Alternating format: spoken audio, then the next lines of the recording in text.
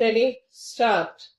Another contention is that the de facto complainant subsequently withdrew from his complaint and none of the beneficiaries of the scheme has also any grievance against the bank and therefore itself the entire accusation against the petitioner and co-accused is baseless. During the pendency of this writ petition, the investigating officer defreezed the cash credit account by Exhibit 11, letter addressed to the petitioner on discovering that the amounts kept in that account had nothing to do with the crime but were only related to his contract work.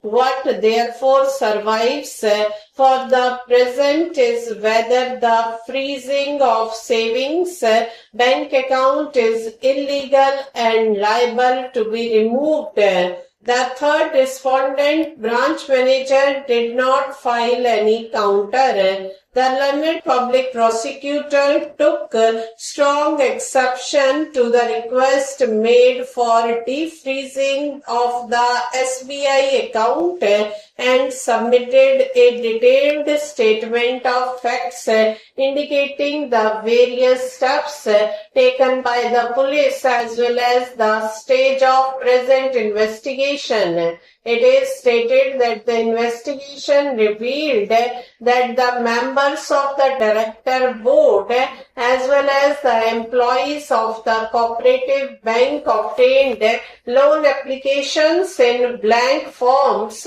along with blank stamp papers signed by the beneficiaries at the time of their admission to the poultry farming scheme and misappropriated the funds of the bank by creating loan accounts in the individual names of the farmers without their knowledge and consent. It is stated that about 77 members of the scheme were cheated by the accused persons, misappropriating approximately an amount of rupees 10 crores.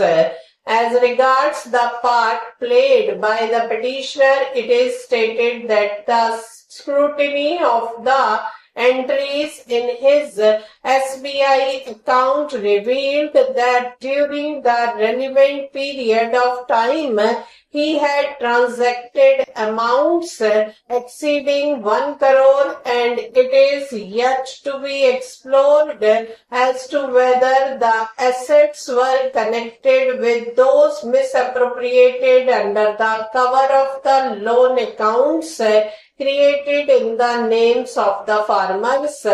The learned counsel for the petitioner submits that accounts were frozen by the second respondent even before he could have seen the account or ascertained as to whether the transactions in the accounts were connected with the commission of the alleged offences. This submission appears to be correct on perusing the Exhibit P9 letter which was addressed to the bank manager. It contained second respondent's request for furnishing the details of the petitioner's account in the bank and also for simultaneous freezing of the same. It is also submitted that a police officer acting under section 102 of the Criminal Procedure Code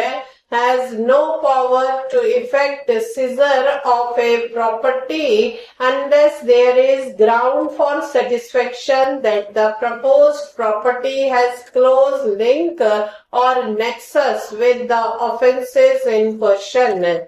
In other words, the core of the submission is that the police officer, before proceeding to act under section 102 of the Criminal Procedure Code, ought to be base suspicion as to the alleged link on tangible matters rather than on surmises or conjectures.